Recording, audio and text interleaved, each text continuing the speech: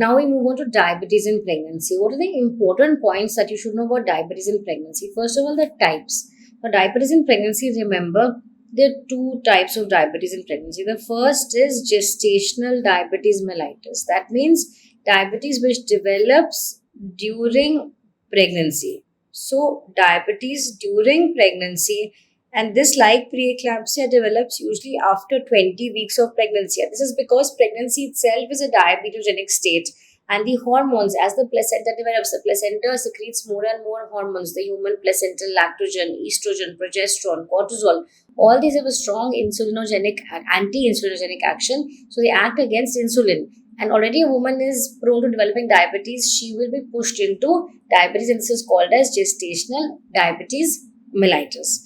The other type is pre-gestational diabetes mellitus. Okay, and pre-gestational diabetes mellitus, also called as overt diabetes, is similar to chronic hypertension. That means she's already diabetic and she becomes pregnant. She may or may not know she's diabetic, but she becomes pregnant.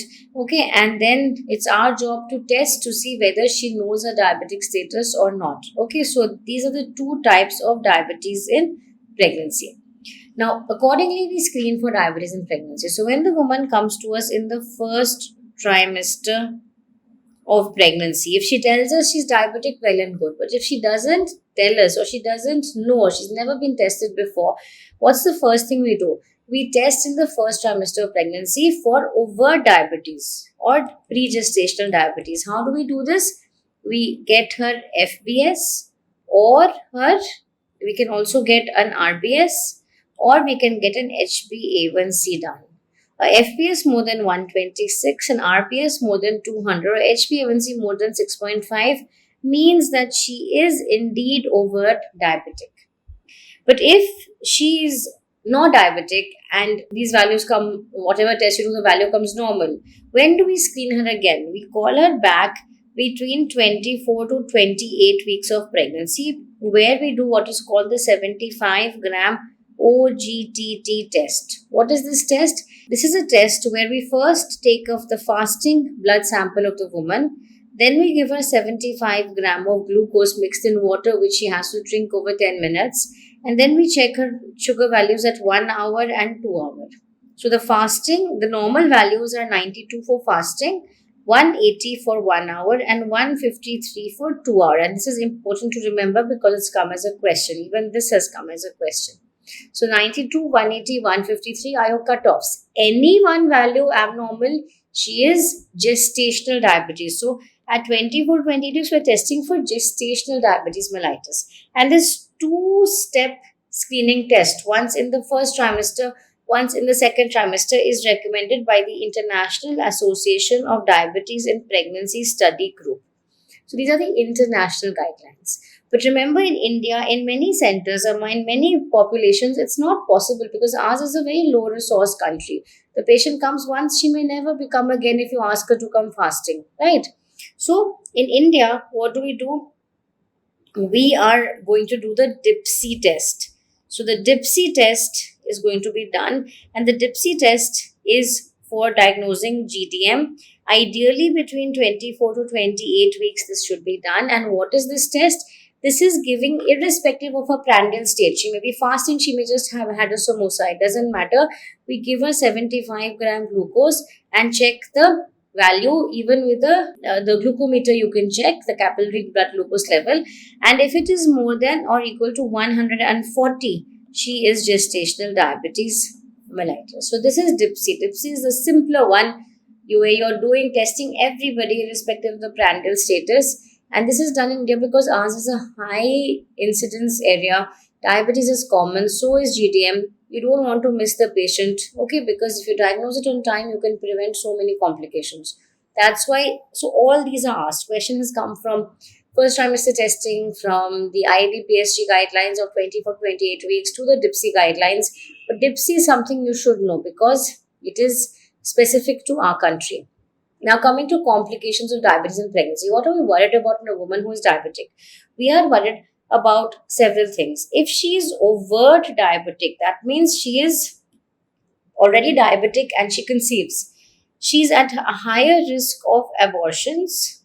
She's a higher risk of congenital anomalies, okay, because remember, high sugar levels can be teratogenic to the baby.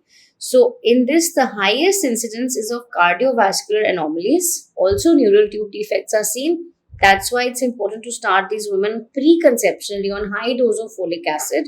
Also, very specific anomaly which you see is something called as mermaid syndrome or caudal regression syndrome or sacral agenesis, where both the lower limbs are fused. This is a very, very rare anomaly, but you get this as an image, commonly asked image, because it's very, very specific. So if you see a mermaid baby, you can say with 80 to 90% certainty that this mother is going to, it must have been diabetic. It's that specific. Okay, but the most common is cardiovascular, in which the most common amongst the cardiovascular anomalies is VSD. Then there's a higher incidence of ketoacidosis. There's a higher incidence of preeclampsia. There's a higher incidence of fetal growth restriction. This is against gestational diabetes mellitus. In GDM, you see macrosomias more commonly, big fat babies, and this has also come as an image based question. A big fat baby was there. What is the mother likely to have, GDM or overt diabetes? Answer is GDM. Because of macrosomia, there's a higher incidence of operative delivery, that means cesarean sections. There's also a higher incidence of shoulder dystocias in these babies, because during delivery, what happens? All the fat is in the shoulders, the head comes out, the shoulders get stuck. Also remember that these women at a higher incidence of polyhydramnios. Okay, and in both of them, you will find a sudden increase. There's a higher risk of intrauterine demise. Sudden IUDs happen. One time the baby is fine, next day there's an IUD. Why? Because there's fluctuating levels of glucose. So there's a higher incidence of IUD in both. Okay, and there's also a higher incidence of infections in both, like you have candidiasis, UTIs. These are more common because of the high sugar levels. Okay, so these are important to know. Now, whenever it comes to talking about when will you deliver this patient, so when will you deliver means at what period of gestation. Like in preeclampsia, I had told you mild or non-severe deliver at 37 weeks and severe 34 weeks or earlier. Similarly, if she's GDM and it is well controlled, so well controlled GDM, and remember GDM is usually well controlled on diet and exercise, and maybe you might have to add on oral hypoglycemic agents, but they very rarely require insulin. The sugar levels very rarely go really bad. So GDM with well controlled sugars, what are you going to do? You're going to deliver her after 39 weeks. So well controlled on the timeline, you're going to deliver her after 39 weeks. Okay, but if it is poorly controlled, then 38 weeks. Remember, 38 weeks for GDM, that is poorly controlled. You are still taking them nearer towards 40 weeks. Why are you going so long and not delivering them on time? Because it has been found that babies with GDM, what is happening is that surfactant production is inhibited. Okay, so neonatal complications are also at a higher incidence, and in neonatal complications, one of the things we're worried about is respiratory distress syndrome. There's something called as Pedersen's hypothesis, which says that all the neonatal complications of a mother who has GDM is because of maternal hyperglycemia leading to fetal hyperglycemia leading to fetal hyperinsulinemia, and this high insulin levels in the fetus is going to inhibit surfactant production leading to RDS. So even babies who are term 37 38 weeks, still you find respiratory distress because surfactant has not production is less, and that's why we try to push these women even further. If she's well controlled, you take her to 39 weeks and beyond also. In fact, UK and US guidelines say 40 and beyond, whereas Indian guidelines say after 39 weeks is what Indian guidelines say. And similarly, if she's poorly controlled GDM, still we try to take them till 38 weeks to avoid the higher incidence of respiratory distress syndrome. If she's pre-gestational diabetes, now pre-gestational diabetes is over diabetes. Here we want to deliver them earlier because we're worried about their complications are higher. Ketoacidosis is more common, IUDs are more common, fetal growth restriction, preeclampsia.